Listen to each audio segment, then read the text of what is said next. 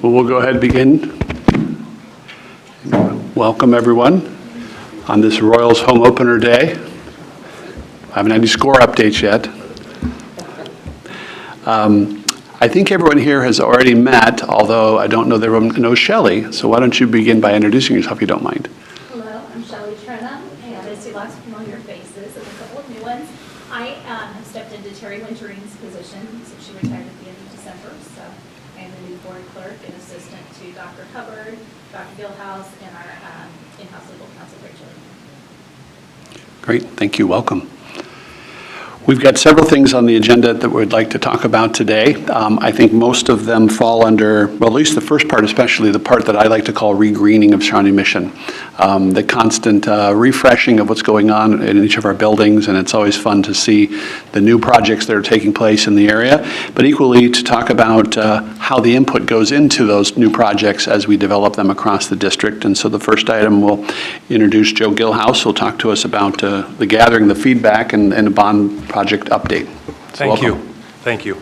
And we have talked about the facilities and the updates and the projects, and Tyler will touch on that at the end of this, but just a short presentation on what this process looks like when we sit down for, and you'll see the map here in a little bit of the timeline of what we do when we look at not only the projects, but the big projects of a brand new elementary school. So if you want to pull up the slideshow. So this right here is kind of our stakeholder engagement template.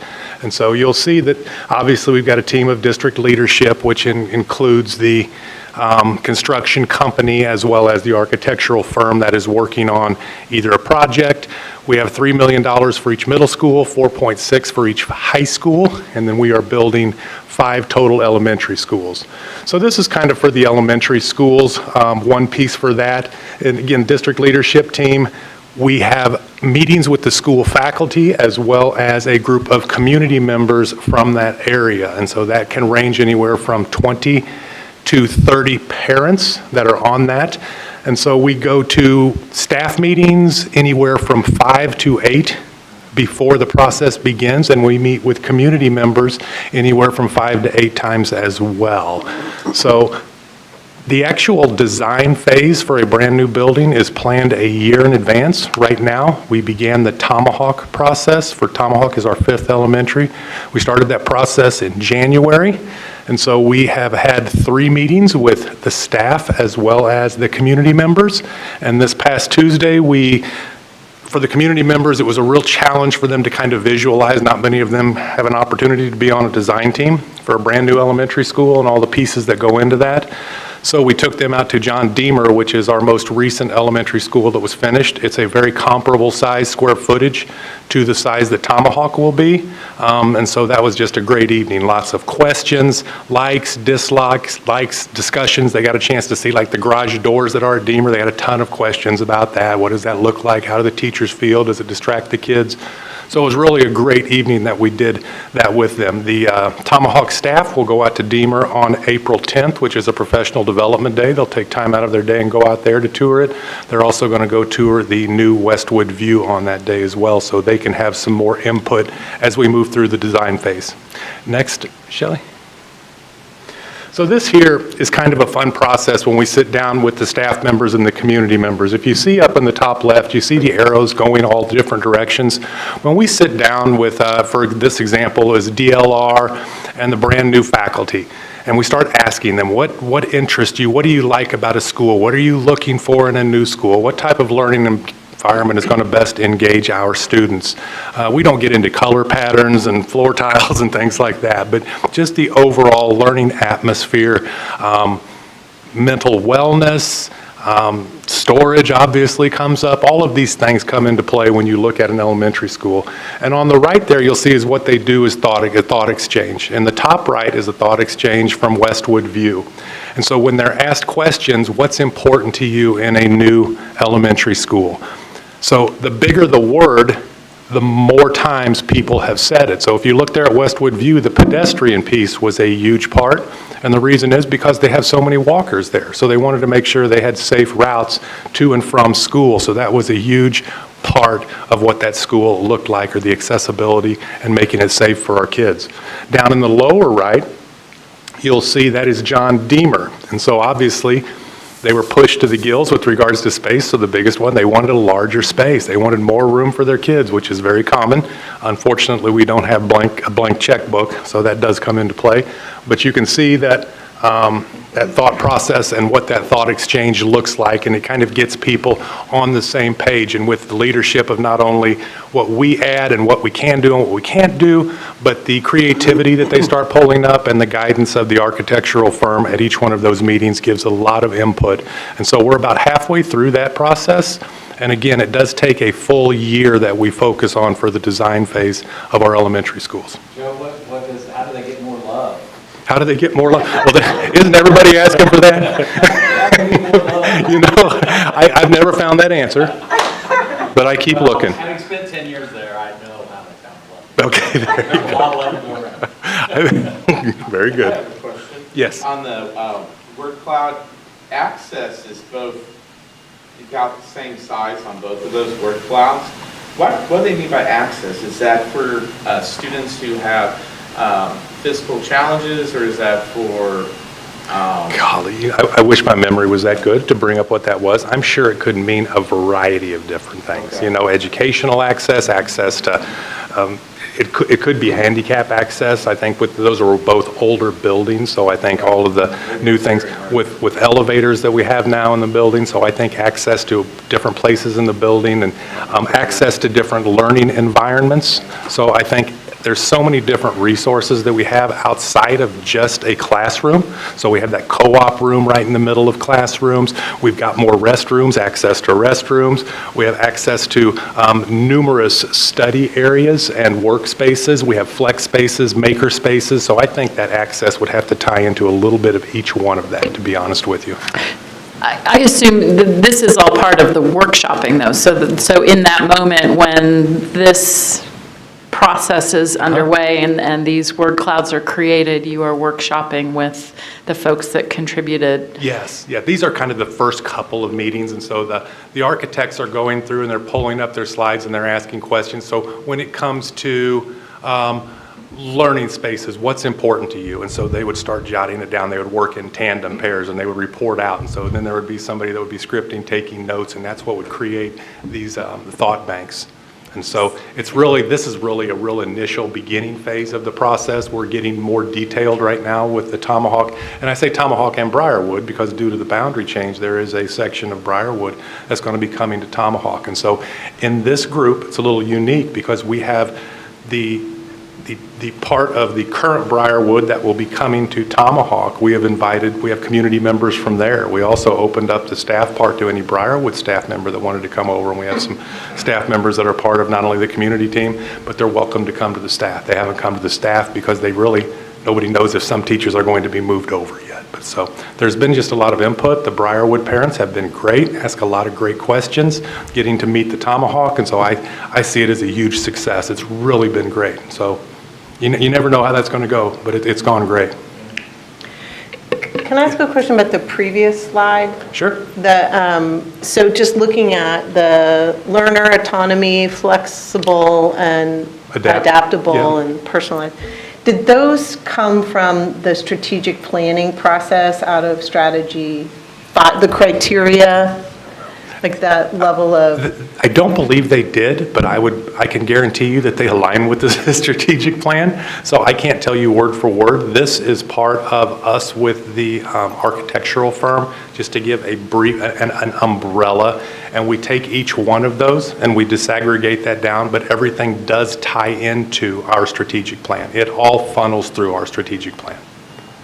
There is nothing that you will see. Yeah, it seems to align with that. I just was curious if that was part You won't of see articulation or what the strategic plan means in terms of design, the other way around. Correct, everything. It's really centered around it. You won't see anything on any documents that we share with staff and community that aren't in our strategic plan. Thanks. Yeah, so a couple graphs here just to show kind of what Dr. Gilhouse was talking about with the timeline. And so I'm going to use the bottom blue one as an example, but and let's use Tomahawk again as an example. But we know that we want to start construction on Tomahawk second semester. So January 24. So when do we need to start this whole community, the vision, the programming, when does that need to start? Well, to get to our construction timeline, it's going to take us 12 to 14 months back. And so that takes us to the beginning of the blue slide, of that graph on this slide. But, and it just shows, you've got the visioning piece. And then from that, the architects, they're going to come up with a schematic design. We're going to show that schematic design and lots of input. And that phase, we still have the input from our community members and staff, but yet now we're also bringing into the city and the codes. What works on the schematic design, what works in this municipality. Can we do this? Are there offsets? Is the parking, does this marquee sign work, right? And then it moves on to the actual design and development. And now you've moved past the schematics, we're actually designing this, coming up with actual square footage, the classroom sizes, the lighting, and start getting deeper into the weeds of the theme. Are we using earth tones and polished concrete floors and that part. So once we reach that point, now we can look to our construction manager and start getting budget estimates off of this. And it moves you into, from the design documents to reality check, right? And maybe you take a few steps back from design to construction, but it helps you get to the construction document phase to start getting this project out onto the streets and pulling in subs and getting prices to get us even to that final date of where we want to be is say we want to start construction again in January. These construction documents need to be on the street for bid in October at the latest. And so you kind of got to work backwards to get where you need to go. And so, and then that top funnel, it's the same language, but it just shows you how much input at the beginning part of this phase that you have, and it just keeps funneling down to where you eventually need to be, and that's starting construction on all these 5 elementary schools or the remodel projects. And I don't want to beat a dead horse because you've heard me talk about it for 2 years, but it has been extremely challenging putting together a bond, even though we're so blessed to have $264 million that was bid pre-pandemic, and trying to keep all of our promises, which we will, to our community to get all of these things built. And so it's been a huge challenge, and just like I told the Tomahawk staff on Tuesday, we are already millions and millions of dollars over budget on Tomahawk. And so I wish I had a blank check, but we are going to have to scale some things back. It's going to be an absolutely gorgeous building. We're millions of dollars over on every single building at this time.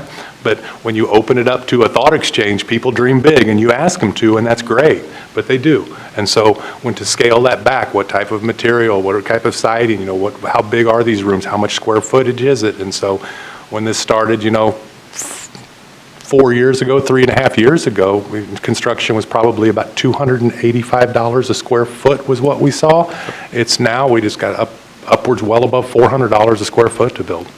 So, and in some cases, we just got heard from a school in Harrisville, it was $485 a square foot. And it's tough. It's tough to put that square peg in a round hole, but we're going to get it done, and it's very expensive. So, What are 2 or 3 of the categories?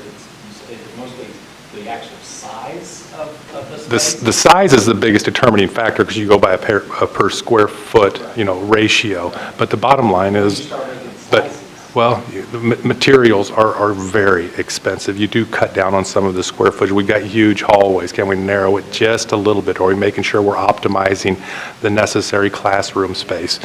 So you look at every single possible angle to try and scale down, and it's been extremely challenging. The cost of materials, supplies, labor has gone through the roof. It's just, and there's no end in sight. So I don't want to sound like a pity party because it's going great, but it's just some of the challenges here, and sometimes you do got to pull back just a little bit. Next. So you've seen this too. This is our overall bond timeline, and so the red stripe down the middle is where we currently are. And you can see, like for the elementary schools, the green there's design is in green there. That is how long it takes to design. So that is a 1-year time frame to design an elementary school, and it takes 18 months to build it. We also have 3 projects that are going in this summer. We try to keep it to 3, and we started the planning for those projects. I think we started that in September. We started that in September or October with the building administration. They got input for those projects from their building leadership team, the administration team, the advisory council from their PTA. So they were asked to get it from their whole staff. So we're getting input through this process from all of our stakeholders, staff members, and people that want to be as involved as they possibly can. So I'm curious what the work this summer on the Early Childhood Center involves. So the Early Childhood Center was unique because it was supposed to be done last summer. The problem is, through the other secondary schools, we can continue working while kids are in school. We can't do that at the Early Childhood Center. So with all of the changes that we had at the Early Childhood Center, they came to us, they said that they could get it done that summer, and then about a month into it, they said, we can't get all this done by the time kids come back. So we're going to have to do it in 2 phases. So it's going to be 2 summers. So that's why it's stretching out over this summer. But I'm curious what this summer's work will entail. Yeah, so phase 1, we did basically an infrastructure on that. But so phase 2, now we're coming in. It's all the casework inside the classrooms, carpet/floor tile inside the classroom. So working with that casework, the 36-inch countertops are now gone because it is pre-K center. So it allows to redo the plumbing inside the classroom, lower that sink down, have access to that. New lighting so the lighting portion was done last summer in the classroom. But we've got the flooring inside. So now we're going to move out into the hallway as well this summer. We're going to do the flooring there. We're going to hit the ceiling tiles and the lighting aspect in the hallways. And if you're familiar with that building, it's got lockers.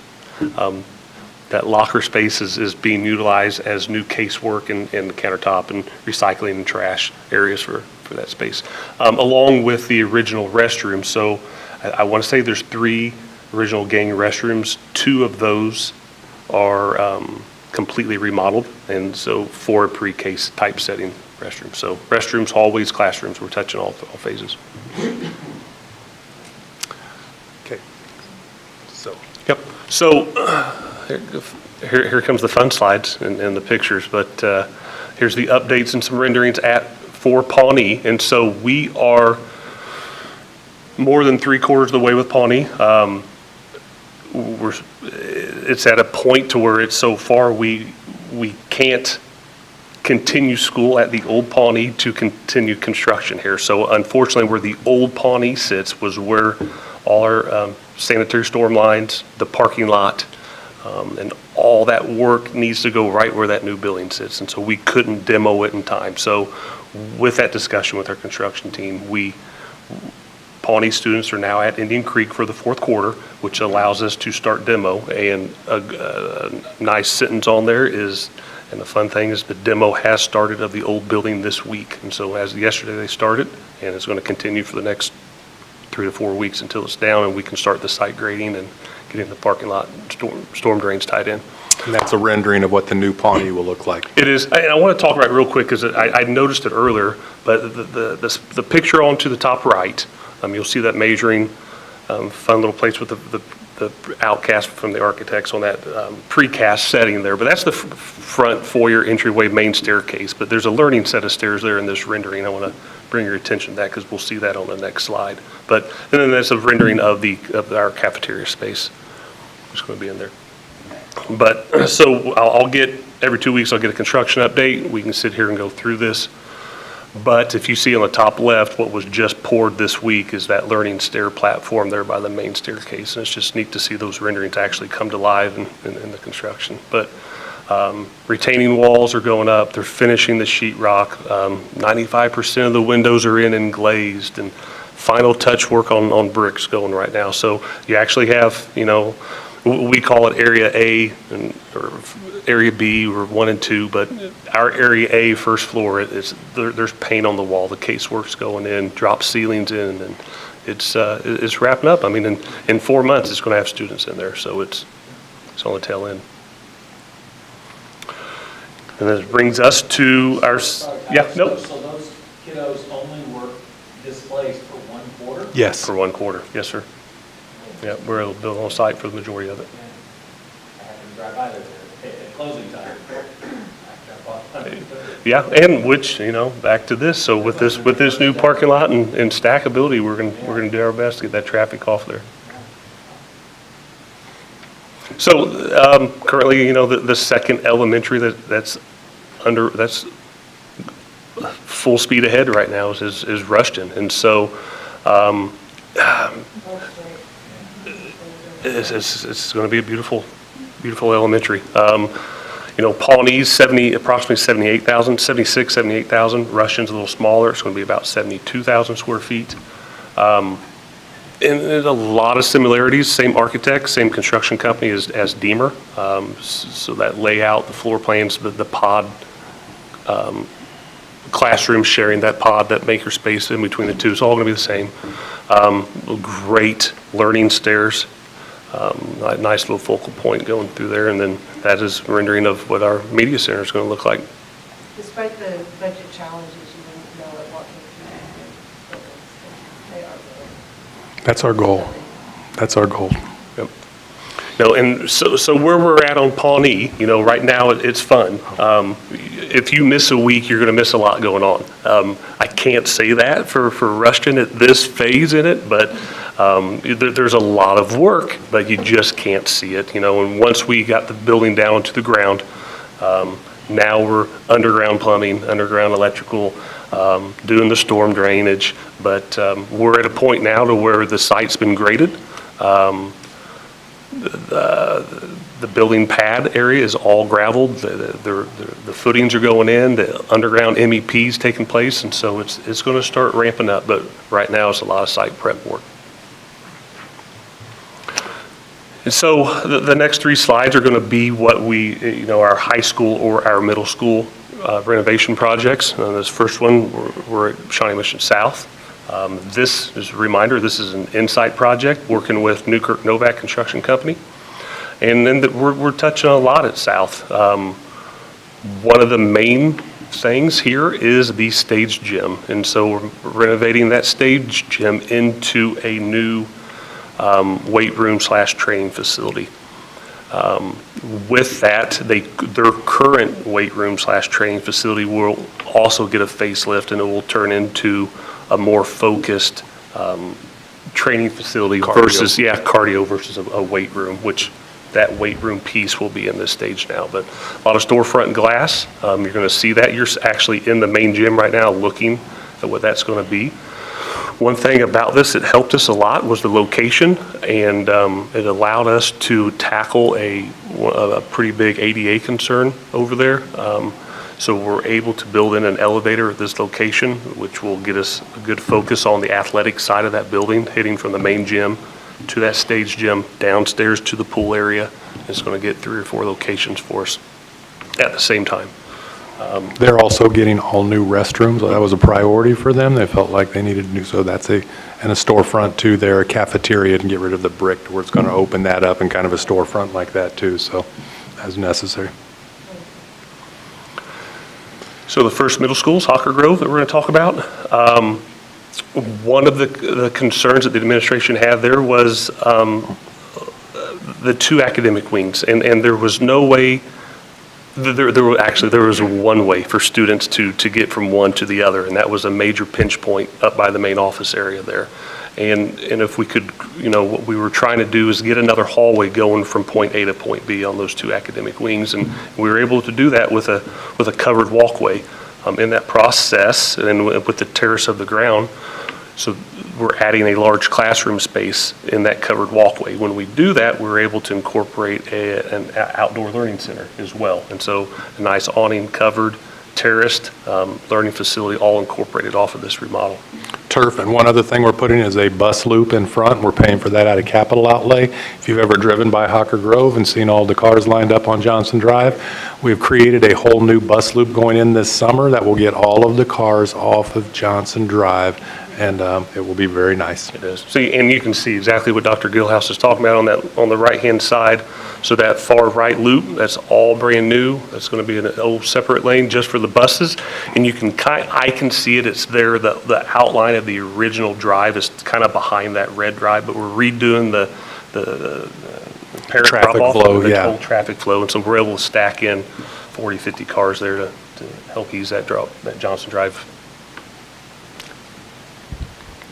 And, well, same conversation at Trail Ridge just about. And so with this remodel, we're going to change the front of the building. And so what we currently know as the main entry at Trail Ridge will now be from the east side of the building to the west side. And so that's the new office addition here going on the west side. And so to do that, what advantages can we do with this? So we're going to turn that east drive again into, we're able to move it 5 feet closer, make it longer, make it better for those 15 to 17 buses and get them away from the actual parent drop-off loop. And so the East Drive loop will now be strictly a bus loop. They will all be there still entering from the east side of the building. And then on the west side, add some islands, add some direction, and we can actually stack a lot of cars now, minus those buses, and bring them into the west side of the building, into that new office space. And what you're seeing down there is the new office extended out from there. And so it'll be new administrative offices, new wing, walking in brand new entryway. We'll get rid of the security challenges that we had there where they were entering from two areas. And so it's just going to shore up a lot of things. And so it was badly needed, but it's going to be beautiful as well. That's the entrance to That's the larger parking lot. That's the west side of the building. The west side is the larger parking lot. That's where the entryway of the building will be now. It's going to completely invert. So that is it. That is it. Yep. Thank you. Thank you. Any follow-up questions? A lot of good information there. It's always fun to see all the progress going on. I know you guys are living it, but it's fun for us to see it periodically. Yes, Melissa. I will ask this question, I don't know. Let me just ask it. I know at the state level, there is a safety and security grant program. I don't know if this district has applied for any of that funding and whether, as you are updating entry points and whether those pieces of these new builds, could you offset some of your higher costs if that were a grant that you could? We can look into it, but we already have holding areas, secure entryways at every single one of our buildings. So that has already been done. To be honest with you, I guess we could look into it to get some support for this or maybe for. So it's worth looking into. So thanks for sharing, but we've been down that road a few years ago, and I know some districts aren't near as far as we are when it comes to safety and security, but we feel like we're in a really good place with our entryways and exits and our doors and the cameras and so forth. Thanks. Other questions? Great. Well, next we'll turn to Russ Knapp, and we'll talk about the budget calendar and where we are in the seemingly 12-month-a-year process. Yes. Well, thank you. You might have seen this slide before. This is our budget development process. We start the process in November by assess our building needs. So each of our building administrative and their leadership team responds to 3 important questions at their buildings, and all that information gets fed back through the executive leadership team and works into our budget. So the very large piece is our staffing. As you know, our 83% of our budget is personnel and benefits. HR has conducted that process in January and met with all our building principals for their staffing needs for next year based on projected enrollment numbers. And so now we're up to the point where we're at the end of May, and we're kind of monitoring what's going on in Topeka. Their last day is April 6th. So some of our funding has been approved in different bills at both sides of the House. So most likely there'll be a conference committee somewhere along there to get an agreement on how they're going to fund K through 12. So we'll monitor that. The other large piece is our health insurance. So we're anticipating getting our premium renewals sometime in the middle of April, and we'll work those into our budget numbers as well. And then the next part, the large piece is obviously negotiations. We always tend to wait to see what our revenues get finalized via the Topeka, and once we know that. and we present our budget to the board, then we can start negotiating dollar amounts for raises. So this is another timeline. This is more of the statutorial timeline that we approve our budget. I'm Yes. sorry, quick question. Back when I don't know why this thought just occurred to me, but assessing building needs, that really is more learning needs programmatic, not the facilities and. That's or correct. Are they It's one and the same in that timeline? It's more curriculum instruction based. What do you need to meet the standards and those expectations, and how it will flow into the budget? We do facility assessments every single year as well. Every year, okay. Well, and to put a very fine point on that, that building needs assessment process is the process mandated by state law, and this district does, in fact, conduct that assessment at every building every year. That's correct. It's a lot of work. And you can find those assessments on our website, Per state law, right? per state law. Yes. So we do 2 workshops. April 24th, we're going to do our non-operating funds. The largest fund there is your capital outlay fund and the bond and interest funds that we'll talk about that. And then we do the operating funds second, and we do that just to buy us time to see legislative in Topeka take care of their business, and then we can have more up-to-date numbers when we present to the Board of Education and the public. And that's scheduled for May 8th. And then the rest of those are just statutorial things that we have to follow to approve the budget. And then usually it's at the end of August is the final approval. Okay.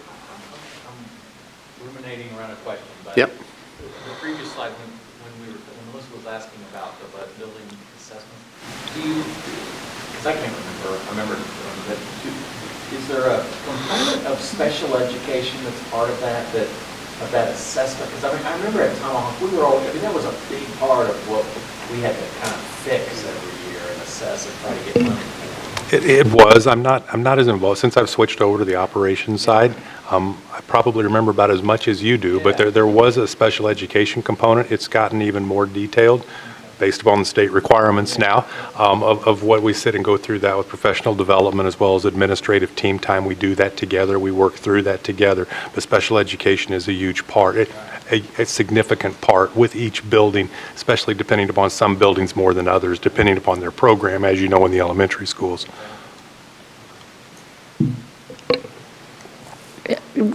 Right, so next week is the end of the regular session. April 26th is the start of the veto session. As of right now, leadership says they want the session to be over by the end of April, which is different this year. So typically, that veto session doesn't even start till May. So maybe. The state of those particular budget bills right now, they are a long way from agreement. Yes. Russ, I've got a question. So as you're monitoring the way the various debates, discussions are going on in Topeka around funding, do you get updates, data? What's your source? Meaning, is the Department of Education, are they providing updates to all of the finance directors in the districts? Or is it all just wait and see? Don't try to crunch your numbers now because there's too many changes that are going to take place. Just be ready to hit the button and hit refresh when you finally know the numbers? Or do you try to work it as you go through the? We have a couple good sources that keeps us up to date. So KASB has their newsletter, and they also have their I don't know what they call it, their advocacy site on their own website, and you can turn in and watch videos of updates for the week, read whatever you need to read there. Stuart, our legislative lobbyist, he keeps us up to date on those as well. And then the finance people, we all talk. So all the ones in Johnson County, we're aware of what's going on and what the impact will be. Well, and I know the agency does superintendent meetings regularly, so at that level, districts are brought together and updated. Thank you. I just was picturing this big spreadsheet that new numbers are plugged in and you hit refresh and see what the new numbers look Yeah. like. KSDE also has a tracking, bills that they track on their website as well. Yep.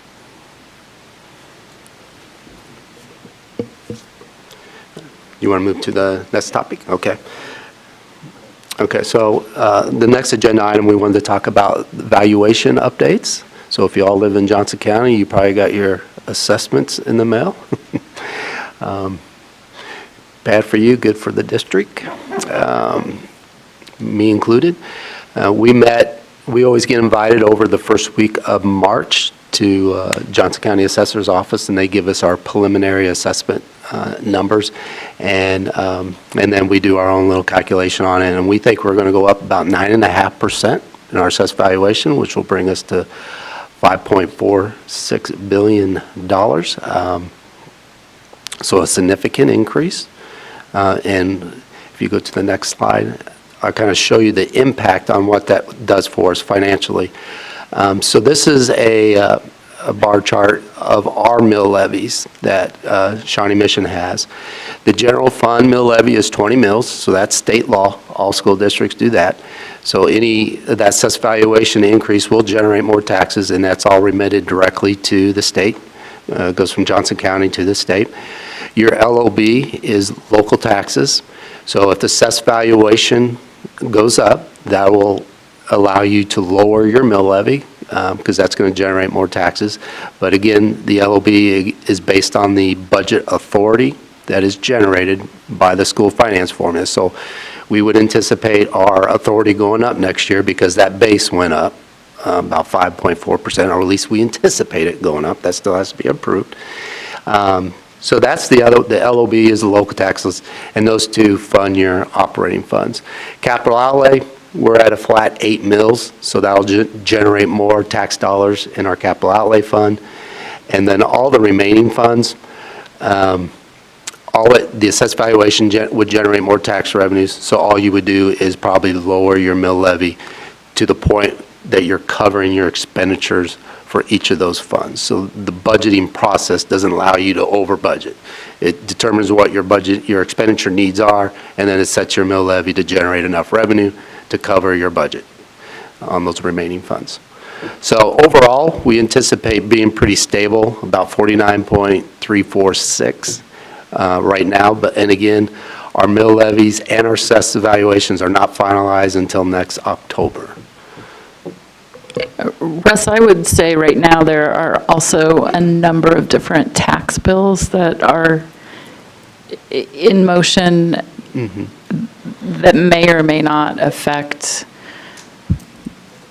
these levies. So in terms of exemption of certain amounts of the value of homes, or last night the Senate defeated a constitutional amendment that would have capped growth at 3% or something of that nature, but I think there's effort still alive somewhere in there. So it's not just the K-12 policy that you guys ought to be aware of. I think there's also tax policy in play that may or may not affect these revenues. If you go to the next slide. Does that affect, so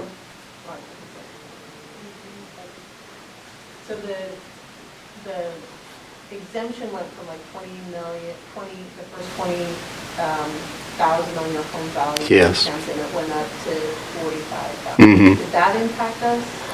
It doesn't impact us because we're still, all school districts still have to do 20 mills.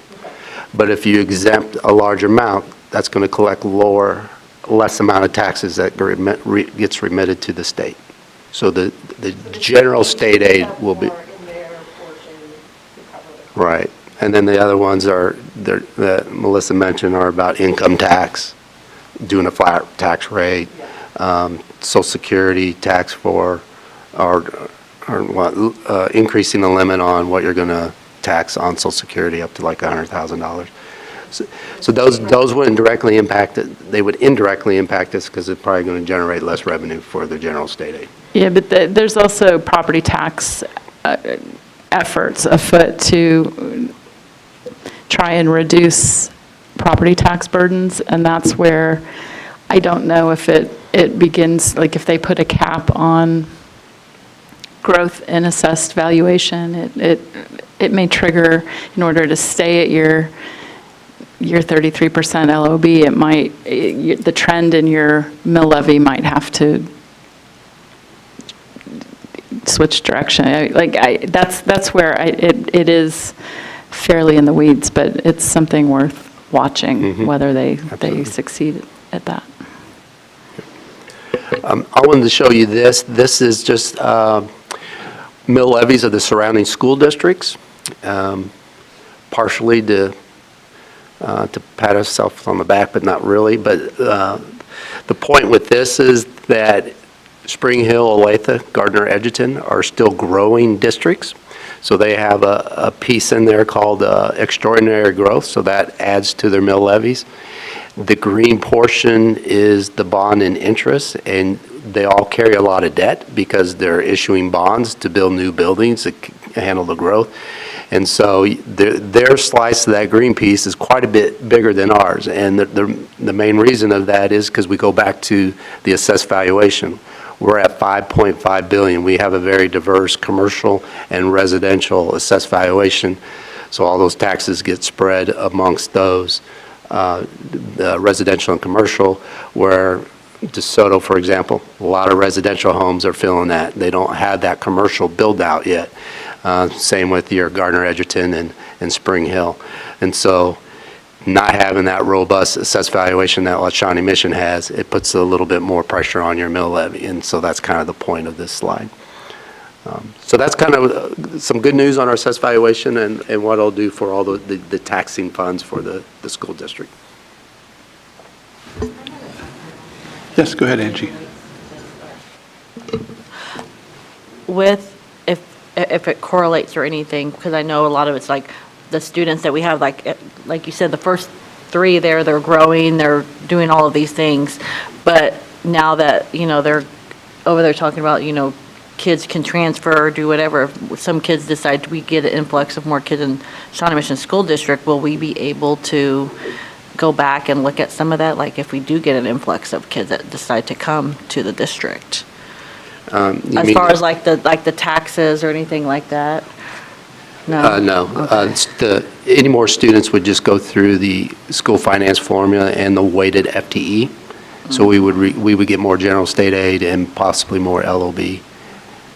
Okay. Just by student head count. The reason why the folks get extraordinary growth, there's criteria in the school finance formula, and it's pretty significant. It's like a 400 student growth per year over 2 or 3 years to be even qualified for that. Wow. Olathe piece is pretty small. They're no longer eligible, so you get weaned off over about a 3 to 5 year period. Blue Valley used to be, and you can see it's been removed, so they're fully weaned off of it. But I think Spring Hill and maybe Gardner Edgerton are the only ones that are qualifying in Johnson County now. All right, thanks. Russ, do we still have the largest assessed valuation of any district in the state? Yes. Okay. And I'm going to tell a quick anecdote to help with this chart. So I went to a KASB state meeting, and there were 40 or 50 of us in the room, and we were each handed all of our statistics about our individual districts. And they said, okay, we're going to line you all up now. And the first way we'd like to line you up is by the number of students you have in your district. And so I knew I would be in the third slot because Wichita, and then Olathe, and then Shawnee Mission. So I moved, in the third, and we're shuffling around, and it was a very interesting visual to watch one board member from each of these areas represented. And then they said, okay, now switch and go to assess valuation. And so then we moved around, and now I was in the first chair, and so on. And then they said, let's do it one more time, and let's talk about income per student generated through this formula. and then you saw a really big shift again as the 50 of us moved around.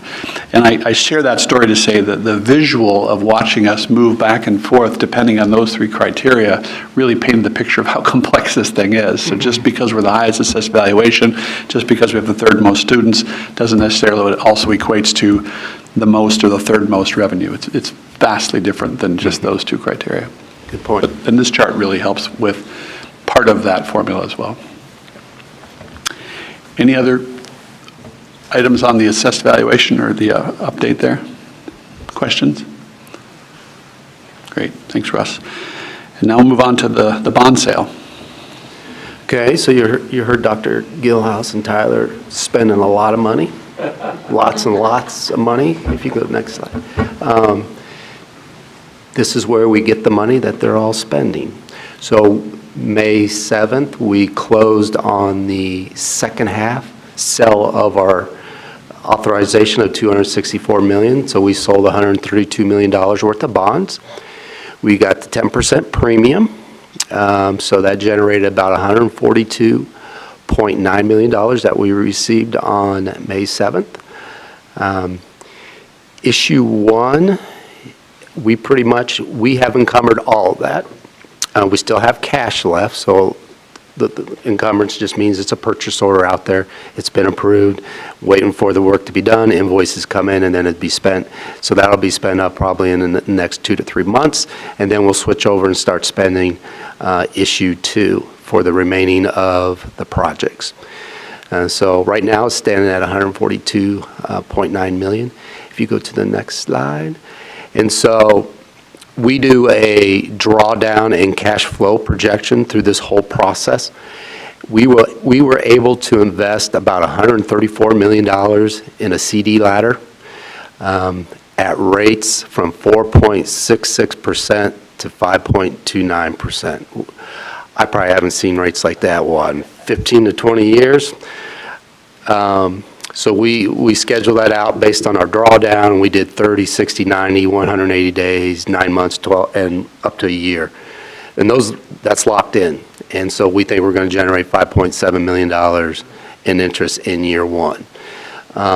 So as a CD becomes mature, we will continually analyze our cash flow and projection, and we're going to try to be as aggressive as possible to get these two as much money as possible to finish out all the projects. Maybe those CD rates will continue to hold. We also use MIP, which is the Kansas Municipal Investment Pool, which is a pretty good rate right now, and it's very liquid, so we can move it in and out, and so any idle cash we put into the MIP, and we're able to pull out as we need it, and that's getting about in the high 3.5% to 4% range as well. So even that day-to-day idle cash is generating some good revenues for us. And then the other thing, we always have to go through a credit rating analysis when we sell bonds. And Moody's does ours, and so we went through that again, provided them information.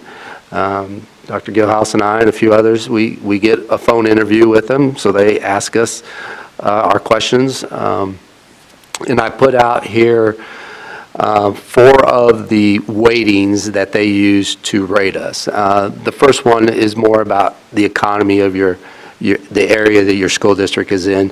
And obviously, the strengths is Johnson County is a very strong economy, and that's a 30% weighting. There's multiple factors within that larger weighting, but they all came back like AAA and AA ratings. Financial performance was strong. I quoted the report, said operating fund reserves are sound, having improved in fiscal year 21 and 22.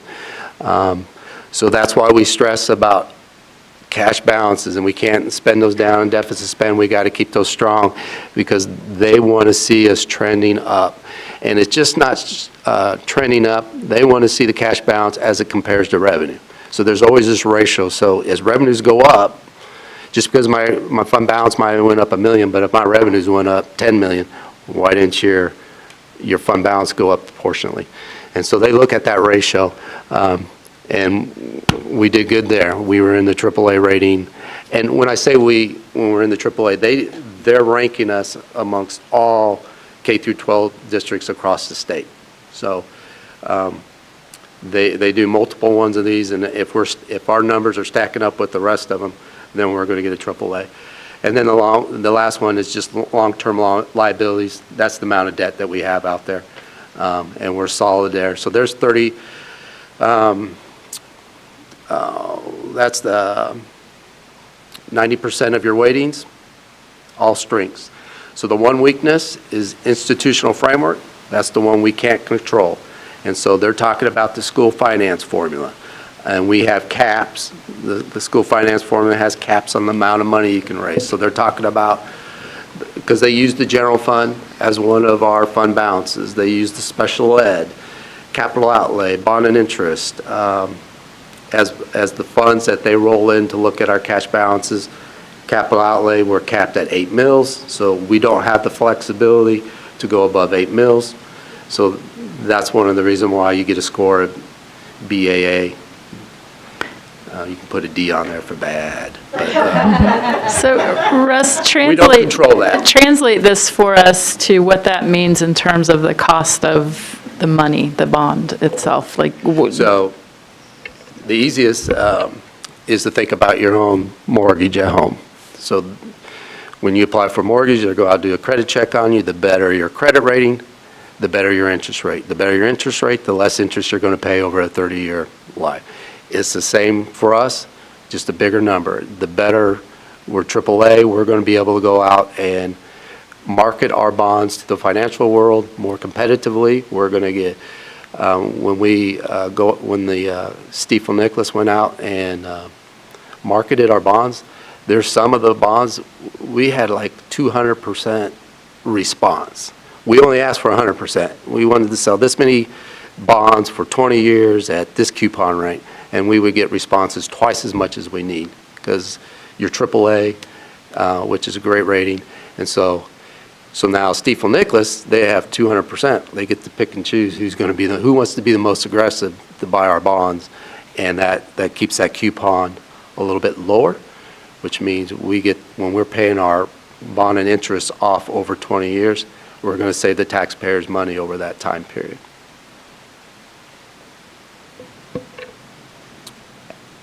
I know 20 years is a long time. Is there a way to translate that into a dollar value so that we can point that out when there are conversations about your ending balances and things and scrutiny over? I mean, I think there's obviously literally value in the way you are managing this money on behalf of the taxpayers, and it would be nice to tout the monetary value of your approach to things. I'd probably have to do some scenarios, or ask Stifel Nicholas to do some scenarios based on a higher interest rate. I got a slide coming up that might help you visualize it a little bit better.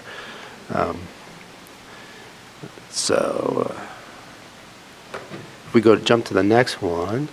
So this is an up-to-date bond and interest schedule. So this is all our new issuances. And so, Melissa, to your point, the red is all the interest that we pay. I know it's not a dollar amount, but if we had a lower credit rating, the red bar would be a little bit longer. And you'd like to have that red bar as short as possible. We also have the ability to always refinance. So we sold new construction bonds, but we were also able to take advantage of about $5 million worth of callable bonds. And so we refinanced that and saved quite a few dollars doing that as well. So this is what our debt schedule looks like now. We front-loaded it because we had room there with our mill levy. And so what that does is we could even out the payments into the future. In the top right corner, our current mill levy for this year is 7.453. We project it to go back to 7.434.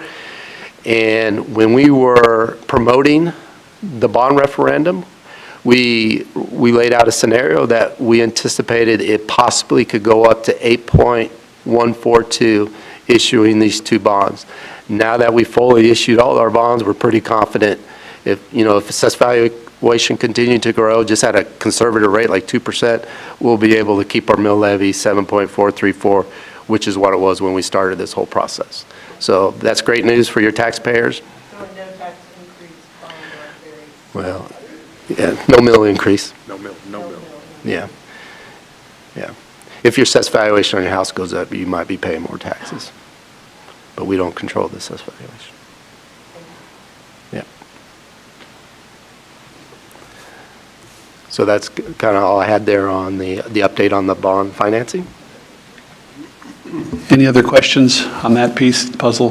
These charts really help. And thank goodness for low interest rates over these last couple of years. I think that red area has also been helped by the economy that we've been navigating through, because those are pretty low rates. Yeah, that's correct. All right, thank you. We'll move on to number 5, which is an update on ESSER 3. Yes, so we have spent all of our ESSER 1 and 2. Those are complete, and we'll finalize those reports with the state and the federal government here shortly. So we are now totally working with ESSER 3. We have as of end of February, we have $17.8 million left to spend. And we have till September of 2024 to spend that. As you recall, we decided to split ESSER 3 award of $23 million into 2 applications. The first application would cover 22-23 school year that we're in now, and then 23-24. We just got word about a week ago, I think, that our second round of applications was approved. Thank you, Melissa. And that will go towards funding the 23-24 plan. And if you go to the next one, Shelley. So you can see this was our application for 23-24. Application 1 is the current year that we're in. And so the items that have 1 asterisk, we've been stressing all along in this process that we added these positions to cover these needs during the pandemic years. When we did our surveys early on, they said these are the items that we needed to address, and we addressed it, and some of it is personnel items. We always said that, hey, we're putting these personnel items in. We're going to have to make a decision when the ESSER dollar dries up, whether we're going to work them into our operating budget or we would have to remove those positions. So because operating funds are looking very good for 23-24, the ones that are with 1 asterisk, we made a decision, ELT board and input from our buildings, that these 3 positions would go ahead and we're going to absorb into our budget process for 23-24. So they're in our draft of budget that will go to the board for approval. The asterisks with, the other asterisks, a decision will still have to be made if we're going to reduce those, bring them into the operating budget, or just eliminate those positions when the ESSER money dries up. Some of those other things that have zeros, those folks still have budget. They're just still in the ESSER, they're still in application 1. They're there, they're approved. They just haven't spent it all. So they still have till September 24 to spend those as well. Okay? If you go to the next one, Shelley. And so these were the 3 positions that we agreed to move into the operating budgets in 23-24. That's nice to see. Yep. And part of the capacity to that, would you say, as the restoration of funds in the school finance formula has continued to kind of rise to the level of full restoration, it's empowered us with the budget to actually bring those pieces back, those positions back online? The timing has been good. The cost of living is rampant, and that hurts our personal checkbooks, but the base amount in the formula is based on the COLA, and so right now it's averaging about 5.4%, so that's increasing some general state aid for school districts, and we're able to take advantage of that to fund these positions. It's also allowed us to not just get one big cut once our ESSER funds are done, so we've slowly absorbed that to kind of wean off. And we didn't know if we could keep any of the additional positions when we started this ESSER process. And the way we've managed our money, Russ has done a great job. It has been a good year financially the last couple, so we've been able to absorb it in here now, so it won't be such a sudden hit once we stop getting the ESSER funds and keep them. Melissa, can I put you on the spot and have you share what your role is at the state level with this? And then my question to add to that is, are you able to see all the applications and how they vary from what Russ just showed us? Yeah, happy to share. So I serve on the Commissioner's Task Force on ESSER and EANS spending, which was created as the mechanism to filter the applications. The State Education Agency is merely making sure districts are staying in the guidelines for allowable uses and planning appropriately to be able to utilize all of these federal pandemic relief dollars over the life of each of those 3 rounds within the guidelines the federal government put on the program, so that nobody has to give back dollars to the federal government for inappropriate uses. So we meet monthly and review whatever applications have been made ready for the task force. Our process is to then move recommendations to the State Board of Ed. So monthly, there's been batches of district applications. There's been a lot of criteria to meet for ESSER 3. The federal program required input from a long list of different interest groups. So it wasn't just district administration bringing a proposal to the local Board of Education for approval. It involved the professional bargaining unit and different, I think you had different subgroups of categories of groups that you had to survey to take input on what would be appropriate. And kudos to this district for doing that well. It still took some time to get through that process, but we have seen districts struggle with just meeting the process criteria. We are tracking at the state level. There are beautiful quarterly reports that show in aggregate how these funds are being deployed to support operations across the state by the federal allowable use categories. So we are trying to show how much of this funding has gone to support the official category is learning loss. We like to call it learning recovery.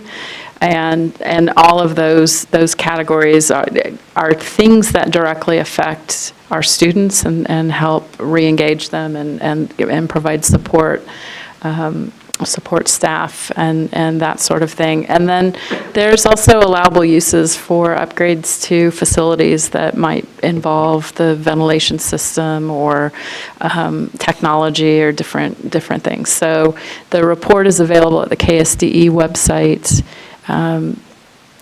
You have to dig a little to find it, but there is a page devoted to the pandemic relief funds. So I think it's useful for people to take some time if they're curious. You see headlines that make blanket assumptions how states around the country are doing. I think Kansas has really, in fact, I know we have given presentations that at the request of the U.S. Department of Education. We had a program called Sunflower Summer. This will be the 3rd summer we go into where families can use an online app to tour sites around the state as part of summer enrichment. That was a program we pioneered after a group of our former Kansas Teachers of the Year did some brainstorming about what kind of enrichment activities. So we taught other states about that particular program. And I think our reporting is stronger than most states around the country. So this district looks very good when we take a look at those applications. Thank you for that perspective, and kudos to Russ and the team and Dr. Gilhouse and everyone for making sure those reports look so good. But it is a thorough process, and I know there's quite a team that went in the process of vetting those. Any other questions about ESSER? I hesitate to ask because I don't know how in the world you begin to project, but as I see the class size, the ratio will have to tick up just a little bit when these funds disappear.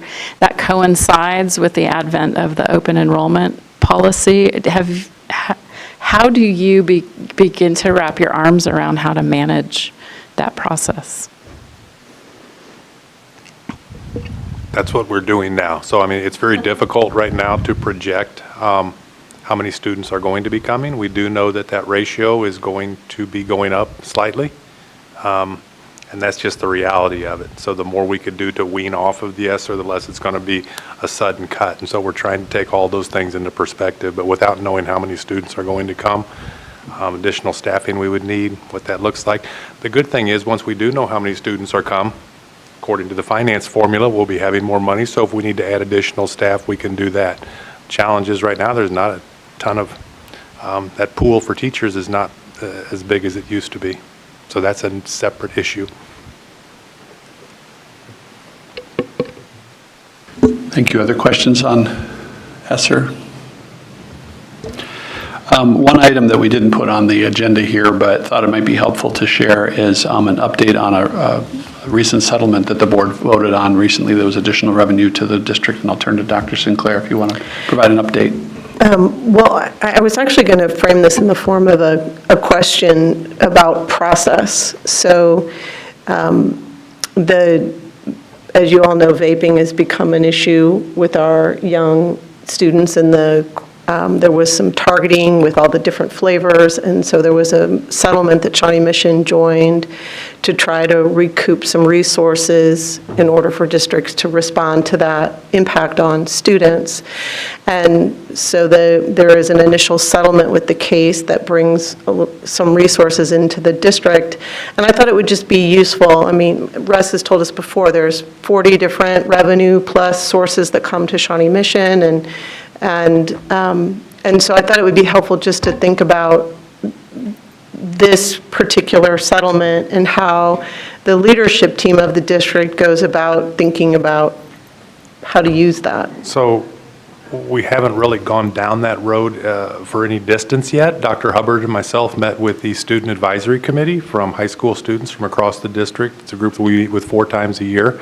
And we brought this topic up, and it was real interesting hearing the variety of suggestions that they had with us and ways that we could utilize the money. While we could utilize the money any way that we see fit, we do plan to turn around and put this money back into the education or to help with the vaping, stopping the vaping process or educating our kids on it or getting it out of our schools the best we can. And we are going to put together a cadre to come up with ideas and make a proposal to the district leadership team, the ELT team, and we'll share that information with the Board of Education and at a board meeting as well. But we have not begun that. We haven't even put the cadre together. I can't remember when they said the actual funds were coming. I think there's a couple of different, there's 2 or 3 different time periods. Yeah. December, like next December or something might be the first.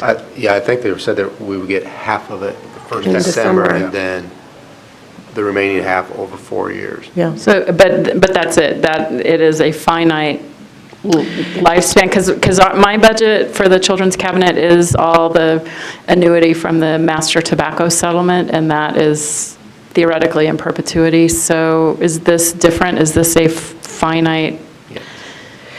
But there were other aspects to the case, I think, that were not finite. But it is not something like the cabinet's revenue. I think whatever each settlement, if there are other settlements, it is one time. What I just really thought was, for this group in particular, is helpful to understand the process of how, thinking about what our strategic plan is and the different advisory groups, whether it's the students or the professionals across the district. Correct. And how that conversation happens before it becomes a recommendation to the board or something like that. There will be an awful lot of input from a wide range of people to see how we could best utilize that money to help our students, and that's the #1 priority. As I think about the way this county stepped up to meet the challenge of the increased suicide rates and the Zero Reasons Why campaign, and how student-led that program actually appears to be, that seems like for this particular topic, if you are looking to use the funds from this settlement for, like, you know, our budget is funding early childhood programs in Kansas, so we are not using tobacco money to address those issues necessarily. But if you are focused on the vaping issue, I would think the more input you have from the student population, the better. They'll be a huge part of it, and we got great feedback from them this morning. They were excellent suggestions already. And like I said, we're at the very beginning phase, but they had excellent suggestions. Thank you. Thanks for that additional update. We've got on the schedule for our next meeting, August 24th, but I'm going to put some people on the spot here and say, after we looked at these timeline of all of the new buildings, off the top of your heads, is there any one that might be a logical building for us to go visit between now and, say, school starting in the fall? I'm trying to think of where we are on some timeline of some of the buildings. It'll be a little bit challenging for Pawnee. Pawnee is opening August, August 1, we're going to start the school year there. But we could certainly go to Deemer or Westwood View if you'd like to go to a new building to see it. I think that'd be great. They can find us a room or whatever. Mm-hmm. And which ones have we already been to? Yeah, we did Westwood View. Will Westwood. there be like a tour of Pawnee before it opens? Yes. Is that something we could have this group included on the invite? We sure could. We sure Okay, could. there you go. We could set that up in July. We could set that up in July if you'd like. Yeah. Okay, thank you. Anything else before the group here? Any other questions or updates? We covered a lot here, but hopefully it was helpful to all. With that, our next meeting, like I said, is August 24th, and we are adjourned. Thanks. Thank you.